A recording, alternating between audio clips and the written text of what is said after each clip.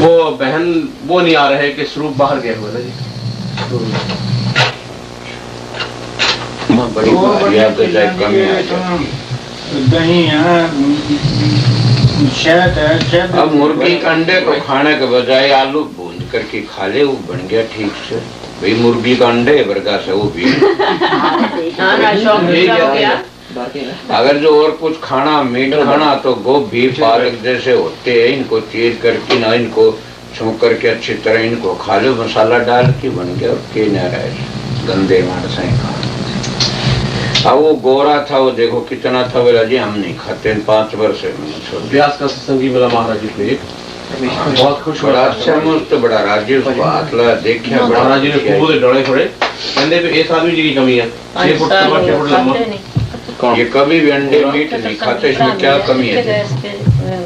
वहाँ मुझे किसी ने बताया, वहाँ हजूर कोई गांव है, वहाँ कोई गोरा ही नहीं, जो मीट नहीं खाते वो उधर जाके बसते हैं। उन्होंने एक गांव बना रखा है, कोई मीट शराब अंडा कोई नहीं खाता। यहाँ किसी जमाना ऐसा आएगा, इस अमेरिका में ये वही लोग नुका करेंगे। अभी ये बाहर के आए मान जो दारू मीटो तो बच्चे सुबह मान बहुत अच्छे हैं, उनकी न्यारी जगह होगी। जैसे ये दारू मीट अंडे खाते हैं ना, इनकी न्यारी जगह होगी जैसे देशों में गांव में चूड़ियों की होती है, ऐसा जमाना आएगा। हम तो देखेंगे, फिर तुम देखोगे खाते। ऐसा तो तुम्हारा हमारे आगे आ जाए 5-7 वर्ष में ऐसा जमाना आ जाएगा, ये लोग कति भूखे मरने लग जाएंगे। और हमारे लोग ज्यादा फार्म के फार्म खोल लेंगे, बड़ी बड़ी फैक्ट्रियां खोल लेंगे, हमारे लोग बड़ा पीछा हो जाए। क्यों? हमारे लोग ताए से पीछन बर्बाद नहीं करते, ये लोग बर्बाद करते। हमारे लोग कर्म धर्म को जानते, जो कर्म धर्म को जानता है वो लोग कभी गिरता नहीं है, जो कर्म धर्म को नहीं जानता वो लोग गिर जाते हैं। तो इसीलिए गिर जाएंगे किसी लोग। आप लोगों ने सुना होगा जहाँ राज्यों के रजवाड़े थे राजपूतों के, उन रजवाड़ों में गरीब लोग तो धंधा करया करते, काम करया करते थे, और वो राजे लोग ऐसे लुटा करते। 500 तो रानी होया करती थी, रोज बकरे मारा करते थे, और दारू मीट खाया पिया करते, ऐसे लुटा करते। वो दवाइयाँ खा कर 500 रानी को क्या करते थे। आज उन राज्यों के जहाँ रजवाड़े हैं वहाँ वो भीख मंगे हो रहे से सबकी बर्बादी होगी। इनका भी ऐसा ही टेम आ जाएगा। जिस तरह अंग्रेजों ने इंडिया में राज कराया था, किसी वक्त में इंडिया के मानस बिलाट में राज करें। अब भी तो मानस बहुत काफी अफसर बन गए, काफी इंडिया के मानस काम करते हैं। तो करते ये अपनी ऐश आराम में रहते हैं, ऐश लूटते हैं। तो इसलिए जो मानस परिश्रम करता, धंधा करता, वो कल को खाने रहता, मालिक उसकी मदद करता है। ये बस मानस में खुद में कमी होती है, वो खुद अपनी कमी को दूर कर ले तो फिर क्या कोई कमी नहीं, मालिक की दया मेहर से। पर हम अपनी कमी को दूर नहीं करते, ऐसा होना चाहिए। पर हम महात्मा लोग जब रजोगुणी में चले जाते हैं तो आप लोग तो रजोगुणी में जाओगे, कहोगे गुरु महाराज कितने छैले कपड़े पर, हम भी पहनेंगे। अब बताइए, गुरु महाराज की धर्मपत्नी जब बिंदी लगा के आए से, तो बताइए फिर नंद जी की धर्मपत्नी ने क्या जुल्म कराया से? वह भी लगा सकती है। फिर वो गुरु बिसरा नहीं सकता कि बलबीर तेरी धर्मपत्नी बिंदी लगा रही है। अगर बिसरा हो तो कह जा गुरु जी तेरी भी तो धर्मपत्नी लगा रही है। अब मैं इनको सबको कह सकता हूँ, तुम तो बेवकूफ हो, ऐसा क्यों करते हो, ज्यादा ऐसी गंदी चीज मत खाया करो। अगर खुद मैं खांदा हूं तो नहीं कर सकता इनको। गुरु नानक साहब के पास में कोई प्रेमी आ गया, माई अपने बच्चन लेके आई, वह कहने लगी बाबा, बोले हाँ माई, बोले बच्चन समझा गुड़ बहुत खाता है। नानक साहब कहने लगे माई आज तक 10-15 दिन पीछे आइए फिर समझाऊंगा। तो कहने अच्छा महाराज जी, वो चले गए। 15 दिन पीछे आई वह, बोली महाराज इसने समझाओ। वो कहने लगा नानक साहब भाई गुड़ नहीं खाना चाहिए। गुड़ बहुत बुरा है, बीमारी बन जाएगी, ऐसे हो जाए ऐसे हो जाए। वो कहने लगी माई, बोले बाबा ये बात तो आप उस दिन भी बता सको थे। नंद ये बड़ी ऊंची बात है, मामूली नहीं है, ये तो आप उस दिन भी बता सको थे। और नानक साहब कहने लगे माई उस दिन मैं खुद गुड़ खा था, आज 15 दिन है गुड़ छोड़ी, तब मेरा पति इसका चढ़ेगा। मैं खुद गुड़ खाता, किस तरह इनका गुड़ छुटवा। तो जिन महात्मा में खुद में ये ऐब हैं तो वो किस तरह दूसरों सुधार सकते, नहीं सुधार सकते। ये बात इन लोगों में कमी है, तो किस तरह इनकी कमी दूर करी जाए, बस मालिक ही बता सकता और कोई बताने सच्ची गल है।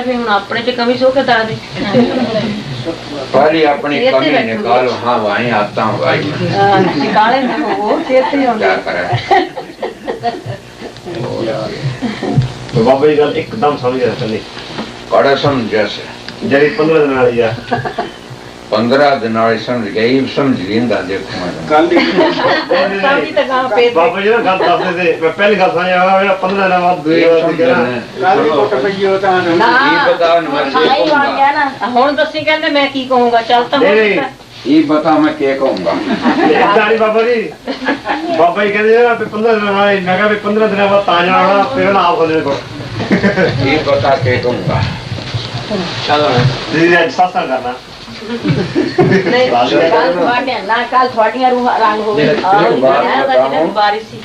गोरखनाथ जी जा रहे थे,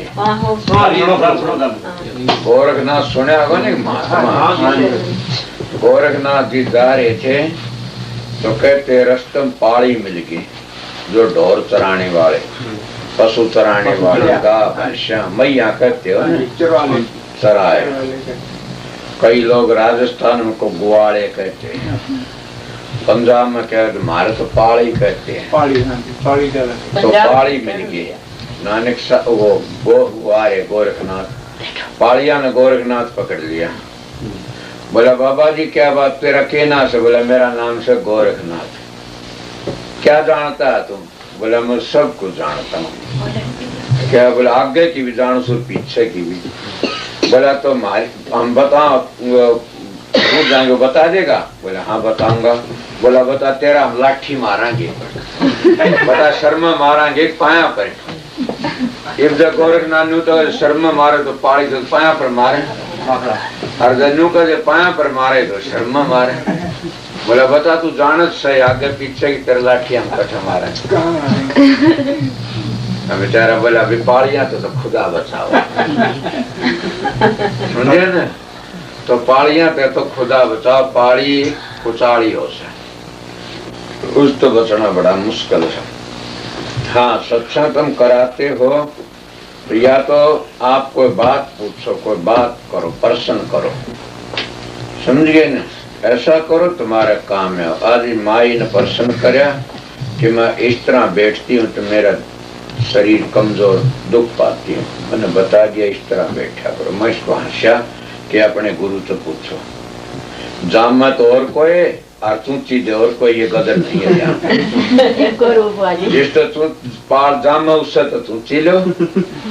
फिर मैं तो देखा ना कि ना भाई कोई बात बता, फिर इसको तजुर्बा बता दिया, इस तरह बैठा करो आप दर्द शरीर। इसीलिए गुरु की जरूरत, हमने गुरु तो कोई रिश्ता नहीं करना, कोई गुरु का झूठा नहीं खाना।